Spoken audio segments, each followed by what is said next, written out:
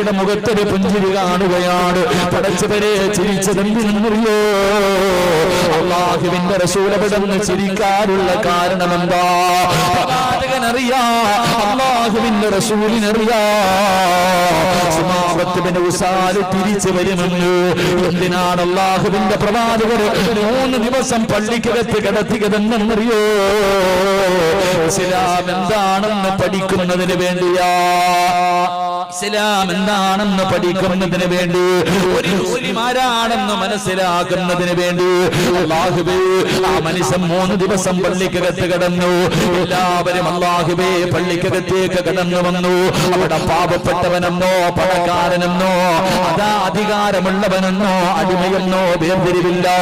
എല്ലാവരും ഒരുപോലെ ഒത്തൊരുമയോടുകൂടി പള്ളിക്കകത്തിരുന്ന് ഇബാദത്ത് ചെയ്യുകയാണ്. എന്തൊരു ഒത്തൊരുമയെന്നറിയുമോ? അല്ലാഹുവേ എന്തൊരു ഐക്യമെന്നറിയുമോ? എല്ലാവരും പള്ളിക്കകത്തിരുന്ന് നിസ്കരിക്കുന്നു. നിസ്കാരം കഴിഞ്ഞിട്ട് അവർ ഒരുമിച്ചിരുന്ന് പല പല കാര്യങ്ങളും ചർച്ച ചെയ്യുന്നു. അവർ ഇബാദത്തുകൾ ചെയ്യുന്നു, അവർ സ്വലാത്തുകൾ പറയുന്നു, അവർ ദുആ ചെയ്യുന്നു. അവിടെ ആരെയും കൊല്ലണമെന്ന് പറയുന്നില്ല, അവരെ മോശമായതൊന്നും പറയുന്നില്ല. എല്ലാവരും അല്ലാഹുവിന്റെ പള്ളിക്കകത്ത് ഒരുമിച്ച് കൂടി പരസ്പരം അങ്ങോട്ടും ഇങ്ങോട്ടും സ്നേഹങ്ങൾ കൈമാറി, വിശേഷങ്ങൾ അന്വേഷിച്ചു. അവരെല്ലാവരും സ്നേഹത്തോടെ ഇങ്ങനെ 3 ദിവസം പള്ളിയിൽ നിന്ന് ഇറങ്ങി പോകുന്ന കാഴ്ച കണ്ടിട്ടാണ് വിശാല ഇറങ്ങിപ്പോയത്. കുറെ സമയം കഴിഞ്ഞു. സുമാബത്ത് ബിൻ ഉസാൽ എന്ന് പറയുന്ന മനുഷ്യനുണ്ടല്ലോ, ഈ കുളിച്ചുരുങ്ങിയിട്ട് നല്ല വസ്ത്രം ധരിച്ചുകൊണ്ട്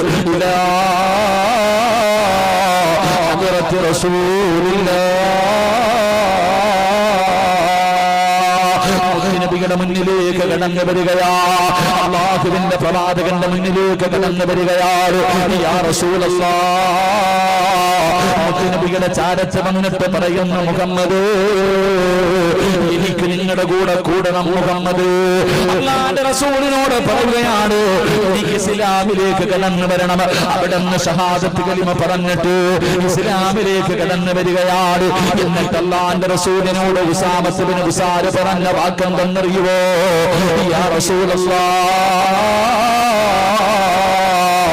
അല്ലാഹുവിന്റെ നബിയേ, എനിക്ക് ലോകത്തെ ഏറ്റവും കൂടുതൽ വെറുപ്പ് നിങ്ങളെയായിരുന്നു. ഈ ലോകത്തെ ഏറ്റവും കൂടുതൽ ഞാൻ വെറുത്തത് നിങ്ങളെയായിരുന്നു.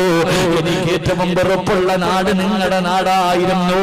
പക്ഷേ യാ റസൂലല്ലാഹ്, അല്ലാഹുവിന്റെ റസൂലേ, ഇന്ന് ലോകത്ത് എനിക്ക് ഏറ്റവും കൂടുതൽ ഇഷ്ടപ്പെട്ടത് നിങ്ങളെയാണ്. ഏറ്റവും കൂടുതൽ സ്നേഹം നിങ്ങളോടാണ്. എനിക്ക് ഏറ്റവും ഇഷ്ടപ്പെട്ട നാട് അങ്ങയുടെ നാടാണ് എന്ന് പറഞ്ഞുകൊണ്ട് ഇസ്ലാമിലേക്ക് കടന്നു വന്നെന്ന ചരിത്രം പറയുമ്പോ, എന്റെ പ്രിയമുള്ള സഹോദരാ, ഏറ്റവും വലിയ ഉപദേശം ഒരു മുസ്ലിമിന്റെ ജീവിതമാ. എന്റെ ജീവിതം മറ്റുള്ളവർ നോക്കുന്നുണ്ട്. സാധാരണ പോലെയല്ല, സാധാരണ ആൾക്കാരെ പോലെയല്ല. ഒരു മുസ്ലിമിനെ മറ്റുള്ളവരിങ്ങനെ വീക്ഷിക്കുകയാണ്. ഈ ഒരു യഥാർത്ഥ വിശ്വാസിയാണോ?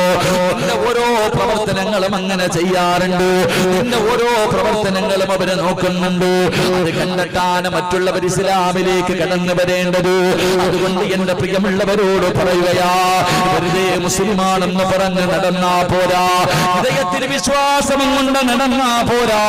നിന്റെ ഹൃദയത്തിലുള്ള ഈമാനിന്റെ പ്രകാശമുണ്ടല്ലോ, നിന്റെ മുഖത്ത് പ്രകാശിക്കണം മുസ്ലിമേ.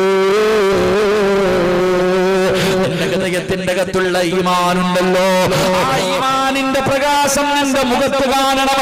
കാണുമ്പോ പറയണം നീ ഒരു മുസ്ലിമാണെന്ന്. നിന്റെ മുഖത്ത് നോക്കിയാൽ തന്നെ ഒരു മുസ്ലിമിന്റെ ഈമാനിന്റെ ചൈതന്യമുണ്ടല്ലോ. ചിലരുടെ മുഖത്ത് കാണുന്ന കാഴ്ചകൾ നമ്മൾ കണ്ടവരാ. ചിലപ്പോൾ അവര് ജീവിച്ചിരിക്കുമ്പോഴായിരിക്കും കാണുന്നത്. അല്ലെങ്കിൽ എന്റെ പ്രിയമുള്ളവര് അവര് മരണപ്പെടുന്ന സമയമുണ്ടല്ലോ. അല്ലാഹുവേ,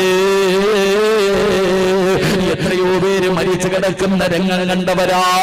14 രാവിലെ ചന്ദ്രൻ പ്രകാശിക്കുന്നത് പോലെ, എന്റെ പ്രിയമുള്ളവരെ, കറുത്ത് കിടന്ന മനുഷ്യൻ പോലെ, സൗന്ദര്യമില്ലാതെ മുഖമെല്ലാം കറുത്ത് കിടന്ന മനുഷ്യൻ പോലെ മരിച്ചു കിടക്കുന്ന സമയത്ത് ആ മനുഷ്യന്റെ മുഖത്തൊരു മഞ്ഞ നിറം നീ കണ്ടിട്ടുണ്ടോ? എന്റെ പ്രിയമുള്ളവര്, എത്രയോ പേരുടെ ചിരിക്കുന്ന മുഖം കണ്ടവരാ. നിങ്ങൾക്ക് മറക്കാൻ കഴിയുമോ? എന്റെ പ്രിയമുള്ളവരെ, മെത്തവയിലെ ജബ്ബാർ ഉസ്താദിന്റെ